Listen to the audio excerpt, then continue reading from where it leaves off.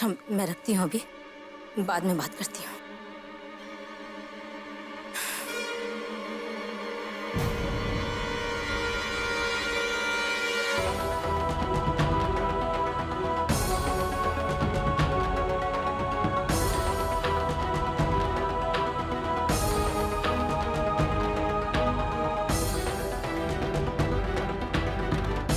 हम बहुए तो फिर भी पराए घर से आए हैं बुआ जी, लेकिन आप तो इसी परिवार का हिस्सा है ना। फिर इसी परिवार की बातें, अपने बड़े भाई की बातें दूसरों के साथ बांटते हुए आपको दुख नहीं हुआ? चटखारे लेकर पंचायत नहीं कर रही थी मैं, लेकिन इतनी बड़ी बात हो जाए तो अपना मन हल्का करने के लिए इंसान किसी से तो बात करेगा ही। कमला मेरी बहुत पुरानी सहेली है। मैं समझती हूँ बुआ जी, अपना दुख बांटने से मन हल्का हो जाता है, लेकिन परिवार यही तो काम आता है ना बुआ जी। आप अपना दुख हम सबके साथ भी तो बांट सकती थी। हाँ बांट सकती थी, लेकिन सूझा ही नहीं। दिमाग सुन जो पड़ गया है। इतने में उसका फोन आ गया तो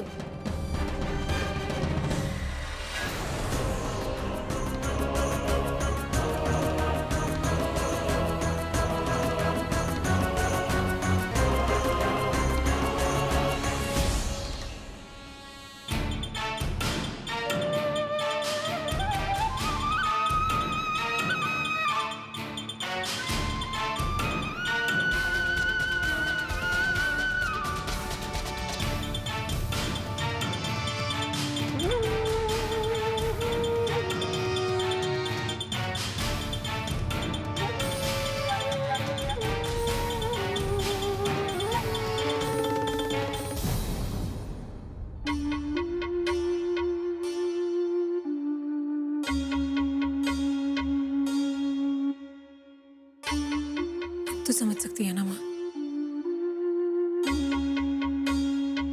गायत्री माँ के लिए इतना बड़ा सदमा बर्दाश्त करना आसान नहीं होगा। और सिर्फ माँ के लिए क्यों, किसी भी औरत के लिए ये सदमा बर्दाश्त करना आसान नहीं होगा। लेकिन मैं माँ को जानती हूँ, बहुत बड़ा दिल है उनका। जिस नेक की डोर में उन्होंने हम परिवार वालों को बांध के रखा है ना, उसी स्नेह की डोर में ये रिश्ता भी पिरो लेंगी वो।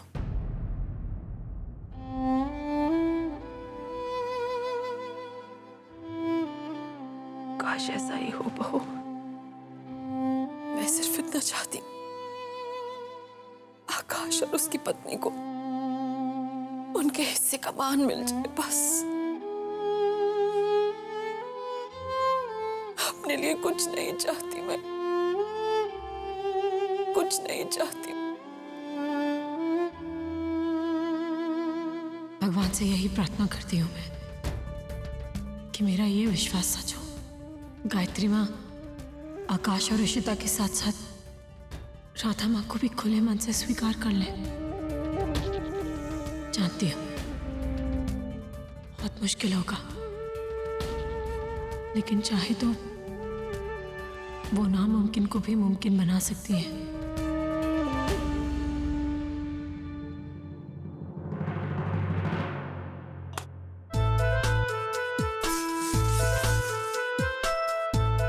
अरे भैया बर्बाद मत करो। अरे कुछ नहीं होगा आकाश। ये लो आकाश, ये लीजिए। अब देखते हैं कि ये वाला बॉटम अप कौन करता है। रेडी? हाँ, खिलाड़ी भैया और आकाश का मुकाबला। 1 खिलाड़ी भैया 2 3। Come on come on come on come on Akash. Akash बनाओ बनाओ, एक और बनाओ भाई। ये लो ये लो। बहू, आज के सारे भाई बैठे रहेंगे? जब बहुत हो गया, बुला के ला उनको। जी माँ जी, मैं अभी बुला के लाती हूँ। तुम साड़ी देखकर लगा कि आरती है। तो क्या हुआ मम्मी जी, इशिता भी तो आपकी बहू ही है ना?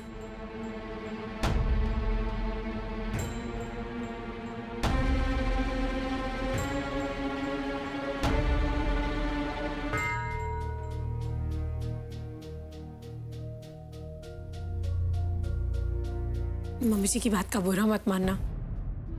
अपने दिल को मनाने के लिए उन्हें थोड़ा समय तो लगेगा ही ना। सालों से अंधेरे में छिपे हुए रिश्ते जब यूं सबके सामने आते हैं तो उन्हें स्वीकार कर पाना आसान नहीं होता। थोड़ी झिझक तो होगी ना, लेकिन इसका मतलब ये बिल्कुल नहीं है कि वो इस रिश्ते को स्वीकार नहीं करना चाहती। बस थोड़ा समय दे दो, सब ठीक हो जाएगा। देखते हैं अपने परिवार के लिए तुम्हारी ये सोच कब और कैसे सही साबित होती है। मुझ पर और यशी पर भरोसा रखो। हम दोनों मिलकर इस रिश्ते के अनजानेपन और जो संकोच है ना, उस संकोच को भी दूर कर देंगे।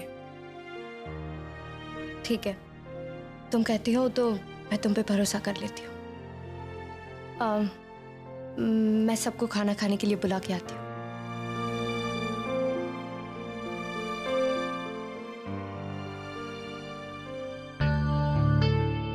अरे तुम देखते ही रहोगे, अपने लिए बना लो। अरे बाप रे। वो खाना तैयार है, आप सबको बुला रहे हैं। हटिए। अरे दिख नहीं रहा है, अपने भाइयों के साथ जश्न मना रहे हैं हम। बड़ी आई बुलाने वाली। चलो जाओ, जब हमारा मन करेगा तब आ जाएंगे हम। हाँ भैया, क्या कर, सुना नहीं तुमने? चलो जाओ। आकाश, अपनी पत्नी के साथ ऐसे बातें नहीं करते। अगर तुम इसे इज्जत नहीं हमें दे... सब पता है। और भैया, तुम्हारे चक्कर में ये लड़की गले फंसे हमारे। हमने सोचा था कि अमीर लड़की से शादी करेंगे तो जिंदगी सेट हो जाएगी। अरे हमें क्या पता था सब कुछ उल्टा पुल्टा हो जाएगा। चला, हमें पता होता ना कि हम सूरज प्रताप सिंधिया के बेटे हैं तो इस आफत को पलट कर नहीं देखते हम।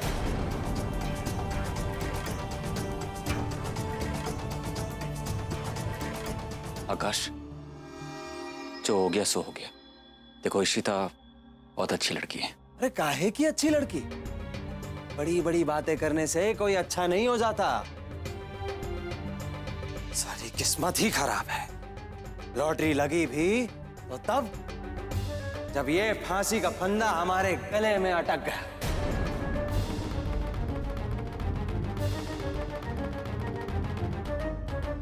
इशिता, बुरा मत मानना। दरअसल बात यह है कि आकाश होश में नहीं है। होश में नहीं थे, मगर इस लंगड़ी को देखकर सारा नशा उतर गया हमारा। आकाश, बस संभाल के बात करो। अरे लंगड़ी को लंगड़ी कहेंगे ना तो और क्या कहें?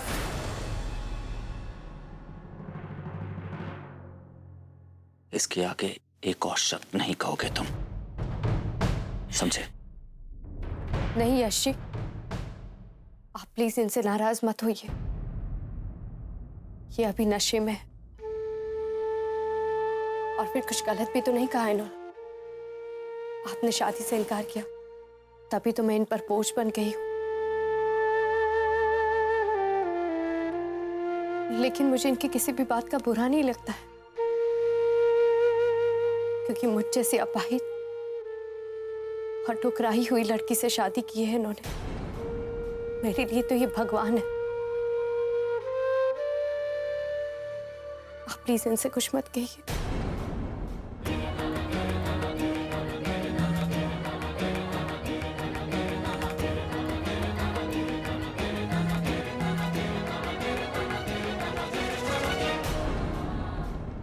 अच्छा हुआ चली गई।